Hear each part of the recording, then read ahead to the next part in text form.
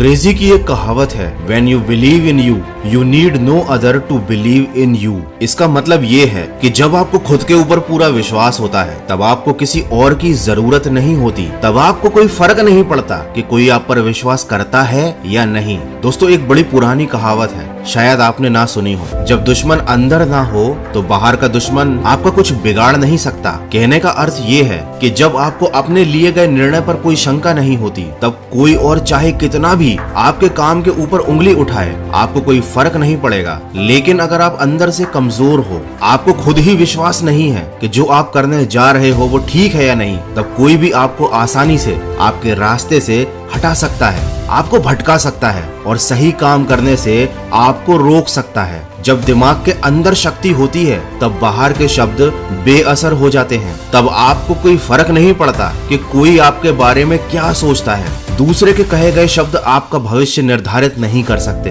क्योंकि अगर ऐसा होगा तो कोई आपको जीवन में आगे ही नहीं बढ़ने देगा, क्योंकि लोग आपके मुंह पर तो कुछ और बोलते हैं लेकिन दिल के अंदर कुछ और ही रखते हैं। कोई आपके भविष्य के बारे में क्या सोचता है उससे आपको कोई फर्क नहीं पड़ना चाहिए, क्योंकि असली दुश्मन वो बाहर बैठा शख्स नहीं है, क्योंकि वो आपका कुछ बिगाड़ ही नहीं सकता, बस आपके बारे में उल्टी सीधी बातें कर सकता है। लेकिन असली दुश्मन आपके अंदर बैठा है और ये आपका बहुत कुछ बिगाड़ सकता है या शायद बिगाड़ भी रहा है और आपको पता भी नहीं चलता। वो सबसे बड़ा अंदर का दुश्मन है खुद पर भरोसा ना होना। अरे जब खुद को ही लग रहा है कि हमसे नहीं हो पाएगा तो फिर कैसे होगा? जब खुद को ही लग रहा है कि हम नहीं कर पाएंगे तो फिर कैसे कर पाओगे? लोग तो यही चाहते हैं कि आप ना कर पाओ, लोग यही चाहते हैं कि आप हमेशा पिछड़े रहो, गरीब रहो, दबे हुए रहो। वो तो आपके अंदर का विश्वास होता है जो आपको कहता है कि नहीं, मुझे आगे बढ़ना है, इन सब से ऊपर निकलना है। लेकिन सोचो,